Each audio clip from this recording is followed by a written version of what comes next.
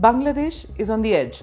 The Army Chief General Waqar-uz-Zaman has acknowledged that there's a serious problem in his country with a rapidly worsening law and order situation. He said the anarchy we have witnessed is of our own making. If you can't move beyond your differences and continue meddling and fighting among yourselves, and if you continue to injure and kill one another, the independence and integrity of the country will be at risk. I warn you. These are dire words coming from a serving army chief of Bangladesh. Clearly, he seems to have lost faith in the student-led movement that shook the government and led to the ouster of Prime Minister Sheikh Hasina. So let's take a quick look at what exactly is happening in Bangladesh and why is Pakistan fishing in troubled waters. This is Quick Take, your quick guide. I'm Smita Prakash.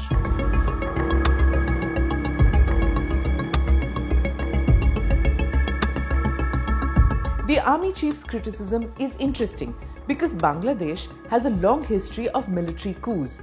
The armed forces were granted judicial powers like the police, including arresting citizens once Sheikh Hasina left Dhaka for India.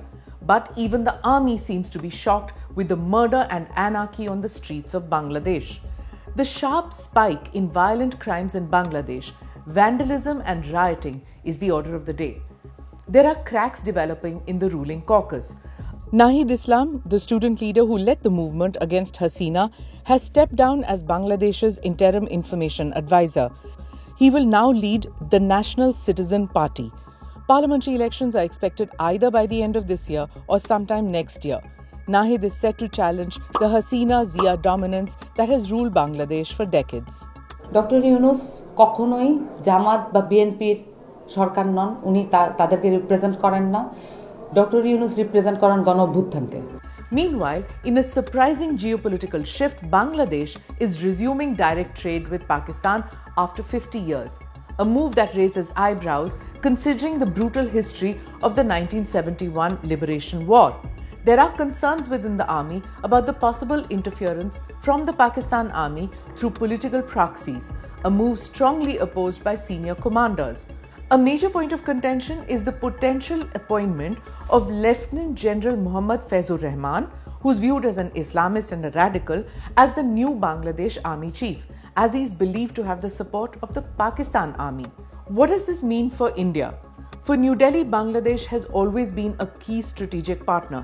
Hasina has been a reliable ally, ensuring stability along India's eastern borders.